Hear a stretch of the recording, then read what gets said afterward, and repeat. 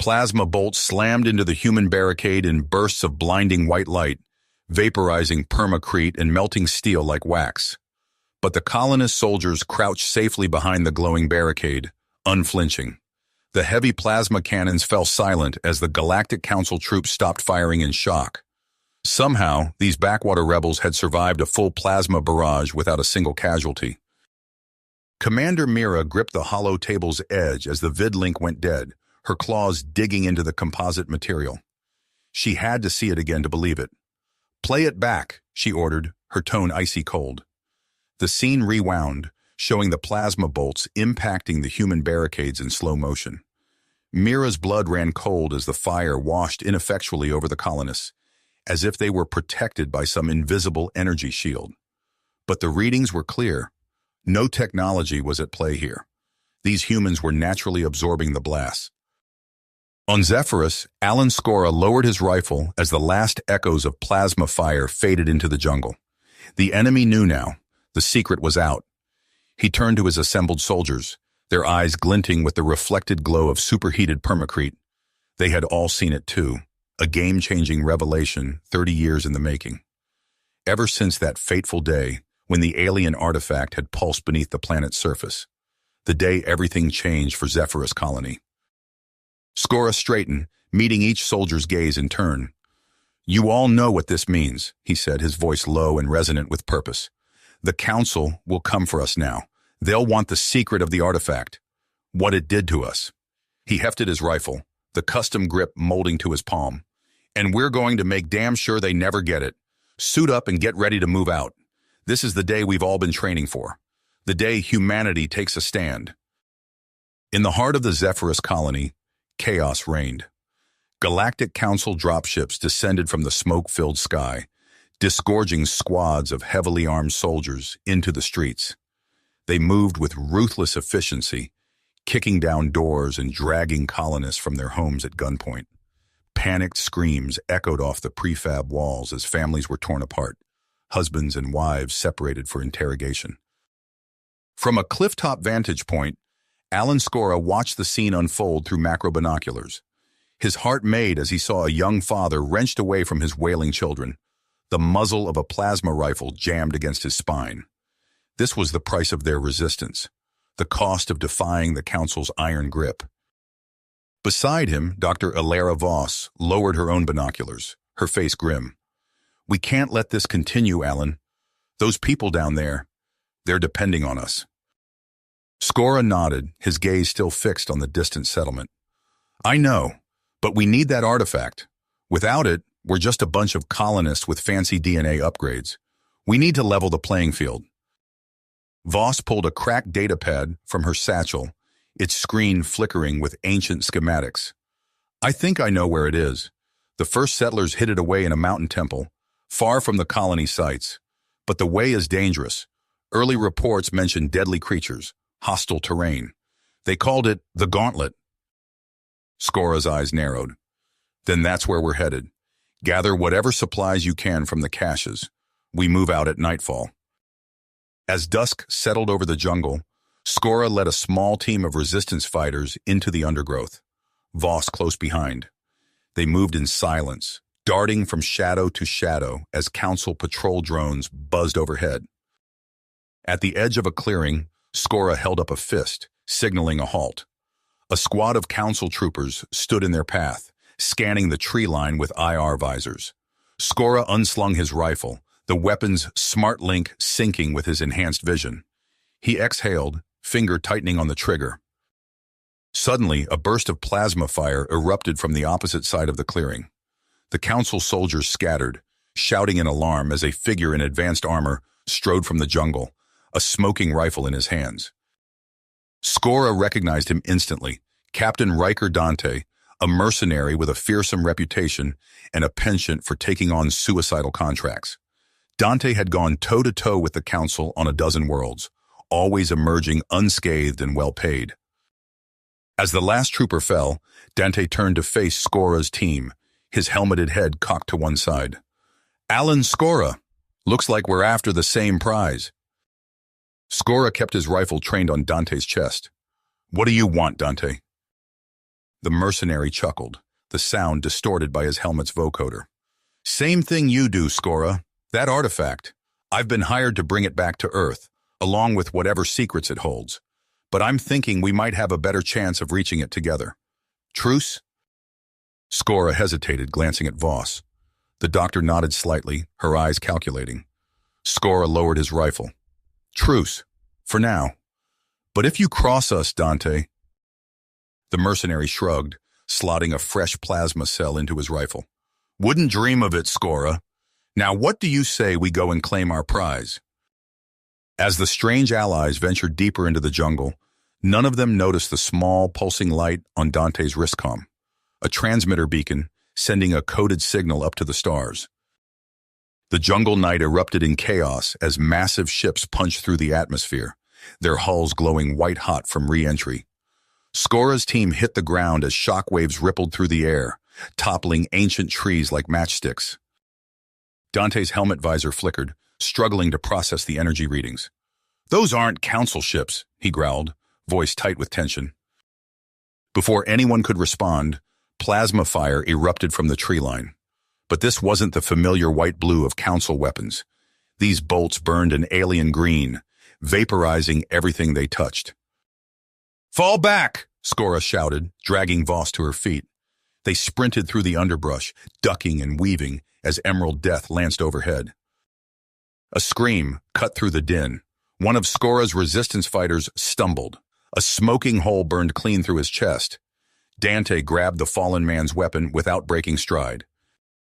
They burst into a clearing where a council dropship lay half buried in the soil, smoke billowing from its engines. Commander Mira stood atop the craft, barking orders into a crackling comm unit. Her eyes widened as she saw Skora's group. You! She snarled, raising her sidearm. We don't have time for this, Voss shouted, stepping between them. Look! All eyes turned skyward as sleek silver craft descended, their hulls rippling with strange energy. Beams of coherent light lanced down, slicing through the Council's orbital defenses without effort. Mira's mandibles clicked in shock. Impossible! Nothing could... Her words were drowned out by the scream of engines as Council ships plummeted from orbit, reduced to flaming wreckage. Dante's wristcom pulsed, projecting a holographic star map. Red icons blinked out one by one as the alien armada systematically obliterated the Galactic Council's fleet. They're not just hitting us, Dante muttered. This is happening everywhere. Voss pulled out her battered datapad, fingers flying across its surface. The artifact's activation, she breathed. It must have sent out some kind of signal. Skora's teeth gritted. To who? As if in answer, a beam of pale light engulfed them. When it faded, they found themselves in a cavernous chamber of gleaming metal and pulsing energy conduits. Alien figures towered over them, their bodies a disturbing blend of organic and mechanical components. One of the beings stepped forward, its multifaceted eyes fixing them with an unblinking stare. We are the Overseers, it intoned, its voice resonating directly in their minds. And you have strayed from the path laid out for you. Voss gasped, clutching her datapad. The artifact network, you created it? The Overseer's head tilted, an unsettlingly human gesture. Our ancestors did, to guide, to shape, to control. Its gaze swept over them. But you have become aberrant. Mira bristled. These humans are the aberration. Their immunity is a symptom of a larger problem, the Overseer cut her off. Your entire species has diverged from its intended course. Skora stepped forward, hands raised. What do you mean, intended course? The alien's eyes pulsed with inner light. You were to be servants, soldiers, a species bred for conflict, easily controlled. Instead, you have become this. It gestured at them dismissively. Defiant, independent, immune to the very weapons meant to keep you in check. Dante chuckled darkly. Sorry to disappoint.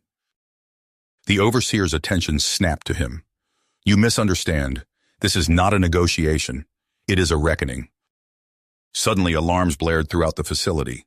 Another overseer rushed in, its movements jerky with agitation. "Zara has breached the central core," it reported. "She's attempting to access the artifact network." The first overseer's eyes flashed with something that might have been fear. "Stop her! If she succeeds!" But its words were cut off as the chamber filled with blinding light. When it faded, the humans found themselves alone. The overseers vanished. Voss's datapad chirped, displaying a message in an unknown script. As she watched, the alien characters shifted, rearranging themselves into something readable. "I've given you a chance. Use it wisely, Zara." Skora turned to the others, his expression grim. "I think we just got pulled into something a lot bigger than a colonial rebellion." Outside, the sounds of battle raged as humanity fought for its very existence against an enemy it never knew it had. The harsh glare of emergency lighting cast long shadows across the hidden resistance base, as Skora, Dante, Voss, and Mira huddled around a holographic display. Outside, the low hum of overseer ships punctuated the eerie silence. "We've got maybe 48 hours before they start landing troops," Skora said, his voice tight with tension. He zoomed in on the orbital view, highlighting the dozens of alien vessels holding position above Zephyrus. Voss barely looked up from her datapad, fingers flying across its surface. "I need more time. This data from the Overseer facility, it's unlike anything I've ever seen." Mira clicked her mandibles in frustration. "Time is a luxury we don't have, Doctor. Every moment we waste is a moment closer to understanding what we're truly up against," Voss snapped. She tapped her screen, projecting a complex molecular structure into the air. The artifacts weren't just meant to guide evolution. They're more like viral payloads, designed to completely rewrite a species' genome if triggered. Dante whistled low. No wonder the Council was so desperate to get their claws on this tech. A series of rapid beeps cut through the tension. Dante's wristcom pulsed with an incoming transmission. He glanced at Skora, who nodded grimly. "Your mysterious benefactors?" Skora asked as Dante stepped away to take the call. "Let's hope they've got something useful for us," Dante muttered. Minutes later, he returned, his face unreadable behind his helmet's faceplate. "A stealth cruiser's inbound. They're bringing some kind of biotech weapon. A virus designed to hijack the artifact's systems." Voss's eyes widened. "That could work. If we can upload it directly into the Overseer network, we might have a chance," Skora finished. He turned to the assembled group, his voice taking on a commanding edge. "All right, people. We've got one shot at this. Voss, Mira, you'll lead a strike team to their command ship. Your job is to get that virus into their systems at any cost." Mira's alien features twisted into what might have been a grin. "With pleasure." "Dante and I will run interference," Skora continued. "Hit-and-run attacks. Keep them off balance while the virus does its work." The base erupted into a flurry of activity as resistance fighters geared up for what could be humanity's last stand.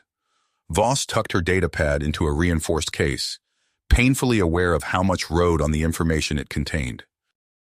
Hours later, under the cover of Zephyrus's twin moons, Skora's plan roared into action. Hijacked Council dropships screamed through the night sky, plasma cannons blazing as they strafed Overseer positions.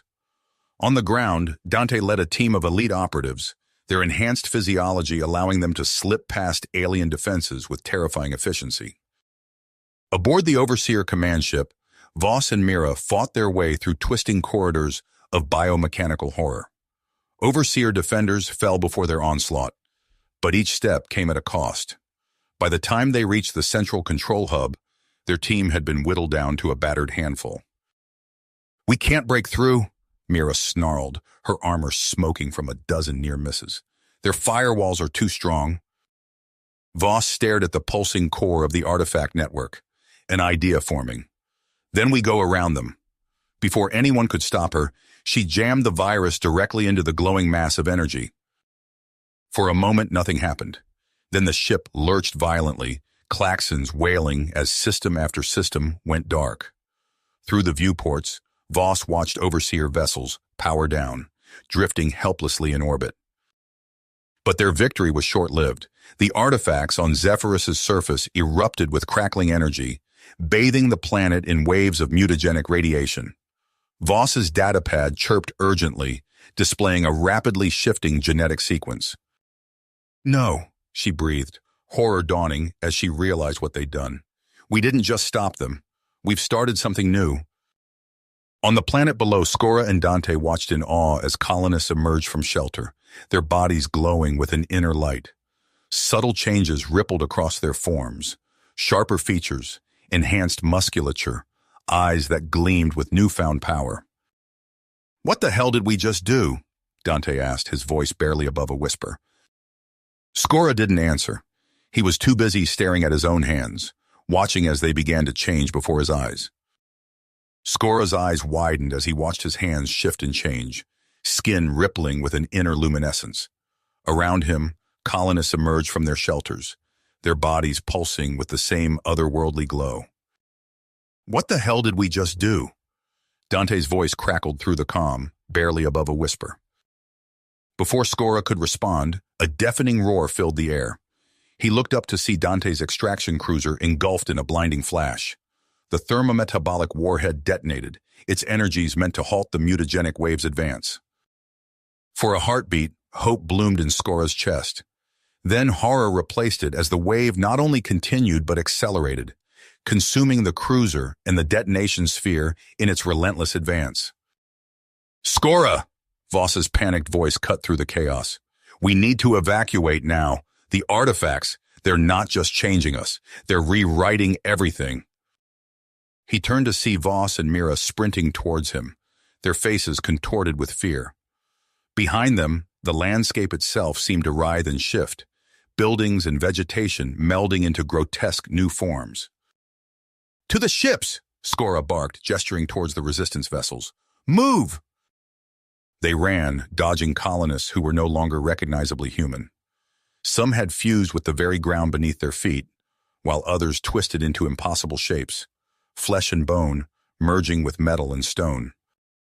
Aboard the lead vessel, Voss's fingers flew across the console. "The wave, it's expanding at relativistic speeds. If it reaches populated worlds—" Mira's mandibles clicked in agitation. "We need to get clear of the system. Now!" The engines roared to life, but even as they lifted off, Skora felt a sickening lurch in his stomach. The ship itself was changing, metal bulkheads rippling like living tissue. "It's too late," Dante growled, staring at his arms as they began to elongate and fuse with his armor. "We can't outrun it." Voss's eyes darted from screen to screen, her mind racing. "No, but maybe we can stop it." She looked up, her gaze burning with desperate intensity. "We need to redirect all power to the engines and set a course for the system's star." Skora felt the weight of her words. "You want us to dive into a supergiant?" Voss nodded grimly. "It's our only chance to contain this before it spreads further. The stellar inferno might be enough to sterilize the wave." As the crew worked to merge their fragmented vessels into a makeshift Ark ship, Skora watched in horrified fascination as his own body continued to change. His senses sharpened, expanded. He could feel the thoughts and sensations of those around him as if they were his own. The blazing blue supergiant loomed before them, its gravitational pull already beginning to tear at their patchwork craft. Voss's voice rang out, not just through the comms, but directly in their minds. "Whatever happens, remember, we chose this for all of humanity." As they plunged into the stellar inferno, Skora felt his consciousness expand beyond the confines of his mutating form. In that final moment, he glimpsed a vast, interconnected web of awareness, the birth of something both terrifying and beautiful. Then everything went white. You have reached the end of the story. If you enjoyed this story and want to support us, please leave a like and subscribe to our channel, and for every comment that says 88, I will heart every single one of them. Thank you for your time.